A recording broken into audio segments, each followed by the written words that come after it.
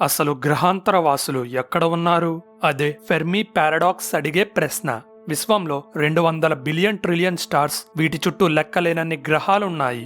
వీటిలో ఎక్కడో ఒక చోట మరో జీవం ఉండే అవకాశం ఉంది. మరి ఇప్పటి వరకు దాన్ని ఎందుకు కనిపెట్టలేకపోయాం? ఈ చిక్కుముడిని ఫెర్మి పారాడాక్స్ అంటారు. స్పేస్ ఔత్సాహికులతో పాటు సైంటిస్టుల మధ్య ఈ ఫెర్మి పారాడాక్స్ గురించి పెద్ద పెద్ద డిబేట్లు నడుస్తున్నాయి. అది 1950వ సంవత్సరం అమెరికాలోని లాస్ ఆలమోస్ ల్యాబొరేటరీలో పనిచేస్తున్న ఎన్రికో ఫెర్మి అనే సైంటిస్ట్ సడన్ గా ఒక ప్రశ్న అడిగాడు. అదే వేర్ ఈజ్ ఎవ్రీబడి, అంటే ఏలియన్స్ ఎక్కడున్నారు అని అర్థం. అప్పటి నుండి విశ్వంలో ఎంత దూరం చూసినా, ఎంత వెతికినా ఏలియన్స్ అయితే కనపడలేదు. అయితే బాగా ఆలోచించిన సైంటిస్టులు ఫెర్మి పారాడాక్స్ ని వివరించడానికి 4 థీరీస్తో ముందుకు వచ్చారు. కానీ మొదటి థీరీ మనం ఇప్పటి వరకు మాట్లాడుకున్న ప్రతి విషయాన్ని ఖండిస్తుంది. అది ఏం చెప్తుందంటే విశ్వం చాలా పెద్దది. ఇంత పెద్దదైనా కూడా జీవం చాలా అరుదుగా పుడుతుంది. అయితే మన ఆలోచన వేరుగా ఉంది. భూమి బయట జీవం పుట్టడానికి సహకరించే అన్ని చోట్లని కనిపెట్టాం. ఎక్కడో ఎందుకు, మన సోలార్ సిస్టంలోనే చాలా ఉన్నాయి. జూపిటర్ చంద్రుడైన యూరోపా నేల క్రాక్ ఇచ్చి నీటిని కక్కుతుంది, అంటే నేల కింద సముద్రాలు ఉన్నాయి.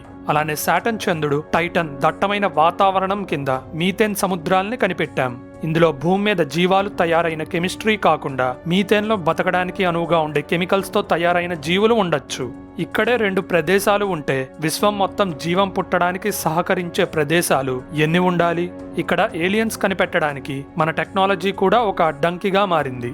ఇప్పుడు మన దగ్గరున్న టెక్నాలజీతో జస్ట్ 4.3 కాంతి సంవత్సరాల దూరంలో ఉన్న ప్రాక్సిమా బి గ్రహం మీద ఏముందో కనిపెట్టలేకపోతున్నాం. ఇక వందలు లేదా లక్షల కాంతి సంవత్సరాల దూరంలో ఉన్న ఏలియన్స్ ని ఎలా చూడగలం?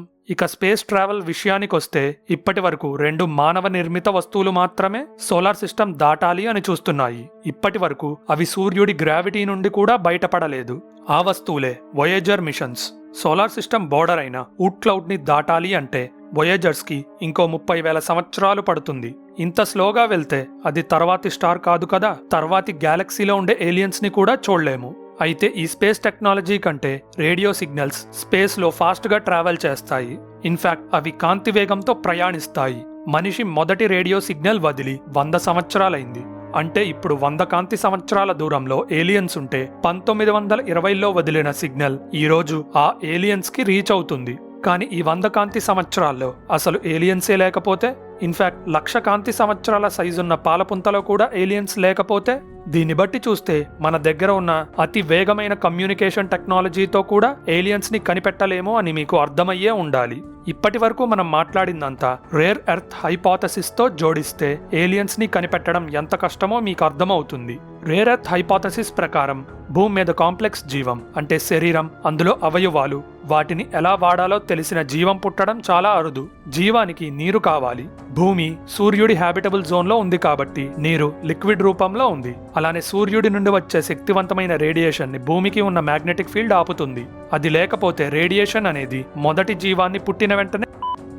అలానే మన సోలార్ సిస్టమ్ పాలపుంత చేతులు బయట ఉంది. ఒకవేళ మధ్య ప్రాంతంలో ఉంటే ఏమయ్యేది? పాలపుంతకి మధ్య భాగంలో ఒక బ్లాక్ హోల్ ఉంటుంది. దానికి దగ్గరగా ఉంటే దాని నుండి వచ్చే శక్తిని మ్యాగ్నెటిక్ ఫీల్డ్ కూడా తట్టుకోలేదు. సో మీరు ఇప్పుడు ప్రశాంతంగా కూర్చొని ఈ వీడియో చూడ్డానికి పైన చెప్పిన హ్యాబిటబుల్ జోన్, మ్యాగ్నెటిక్ ఫీల్డ్, పాలపుంతలో సోలార్ సిస్టమ్ పొజిషన్ అనేవి చాలా కంపల్సరీ. ఏ ఒక్కటి మిస్ అయినా భూమి మీద జీవం ఉండదు. ఇవన్నీ ఒక గ్రహంలో ఉండటం చాలా అరుదు, అంటే రేర్. దీన్నే రేర్ ఎర్త్ హైపోథసిస్ అంటారు. దీన్ని బట్టి చూస్తే ప్రతి గ్యాలక్సీలో భూమి లాంటి గ్రహాలు చాలా అరుదుగా ఉంటాయి. సో అందులో పుట్టిన ఏలియన్స్ ని కనిపెట్టడం కష్టం. ఇక మన 2వ హైపోథసిస్ అయిన ప్లానిటేరియం హైపోథసిస్ కి వద్దాం. ఇది ఫెర్మి పారాడాక్స్ గురించి మరో విధంగా ఆలోచిస్తుంది. దాని ప్రకారం ఏలియన్స్ నిజంగా ఉన్నారు, అది కూడా మనకి దగ్గరగా ఉన్నారు, కానీ వాళ్ళని కనిపెట్టలేం. అయితే ప్లానిటేరియం హైపోథసిస్ జూ హైపోథసిస్ తో లింక్ అయి ఉంది. ఫర్ ఎగ్జాంపుల్, మీరు జూకి వెళ్లారు అనుకుందాం. కొన్ని జంతువులు బ్లాక్ అద్దాల వెనకుంటాయి. బయట నుండి వాటిని మనం చూడొచ్చు, కానీ లోపల ఉన్న జంతువులు మనల్ని చూడలేవు. వాటి పని అవి చేసుకుంటూ పోతాయి. సేమ్ మనం కూడా అంతే.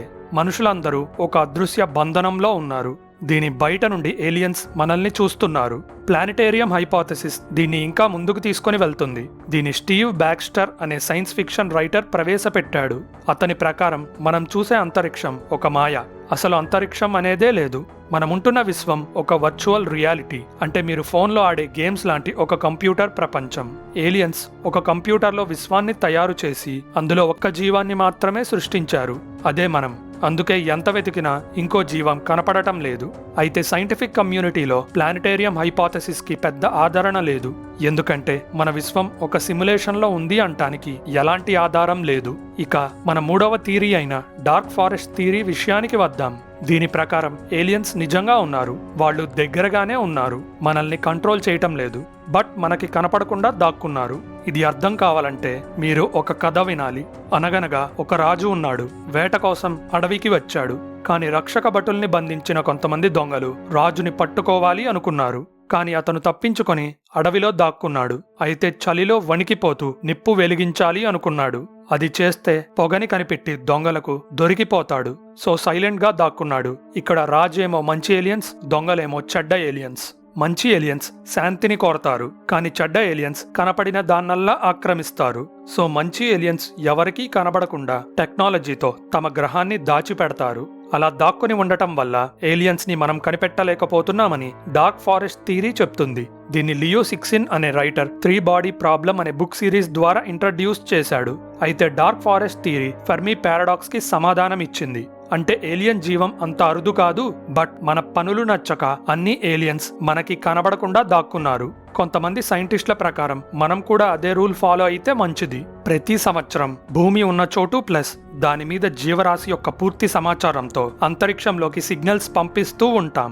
మనం పంపకపోయినా టీవీ మరియు రేడియో స్టేషన్ సిగ్నల్స్ ని ఏలియన్స్ పట్టుకుంటే భూమి లొకేషన్ తెలిసిపోతుంది. మంచి ఏలియన్స్ పట్టుకుంటే ఓకే. కానీ చెడ్డ ఏలియన్స్ కి చిక్కితే భూమి మీద దాడి చేయొచ్చు. అయితే మన డిస్కషన్లో చివరి థియరీ వింటే మీ మతి పోతుంది. ఏలియన్స్ నిజంగా ఉన్నారు. ఎక్కడో కాదు, మన కళ్ళ ముందే ఉన్నారు. మనుషుల మధ్య రూపం మార్చుకొని తిరుగుతున్నారు అని అనేక కన్స్పిరసీ థియరీస్ చెప్తున్నాయి.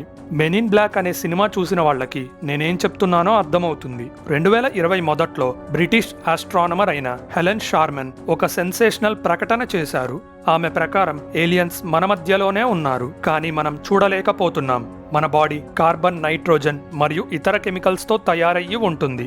కానీ ఏలియన్స్ బాడీస్ లో వేరే కెమికల్స్ ఉండొచ్చు. అవి ఆక్సిజన్ ని కాకుండా కార్బన్ డైఆక్సైడ్ ని పీల్చుకొని బతికే అవకాశం ఉంది. ఇలాంటి జీవానికి మనిషి అంత తెలివి ఉండొచ్చు, ఉండకపోవచ్చు. అవి నిజంగా ఉంటే భూమి మీద బతకడం కష్టం. ఎందుకంటే వాటికి సపరేట్ వాతావరణం కావాలి. భూమి లోపల చాలా ప్రదేశం ఉంది. హాలో ఎర్త్ థియరీ ప్రకారం భూమి లోపల మరో ప్రపంచం ఉంది. రీసెంట్ గా వచ్చిన గాడ్జిల్లా, కాంగ్ సినిమాస్ చూసిన వాళ్ళకి నేను చెప్పింది అర్థమై ఉంటుంది. ఏదేమైనప్పటికీ విశ్వంలో భూమి మీద తప్పితే మరో చోట జీవం కనిపెట్టలేదు. ఇలాంటి ఇంట్రెస్టింగ్ స్పేస్ ఫ్యాక్ట్స్ గురించి తెలుసుకోవాలంటే మన ఛానల్ సబ్స్క్రైబ్ బటన్ నొక్కి బెల్ ఐకాన్ క్లిక్ చేయండి. ఈ ఇన్ఫర్మేషన్ అందరికీ రీచ్ అవ్వాలంటే వీడియో లైక్ చేయడం మర్చిపోకండి.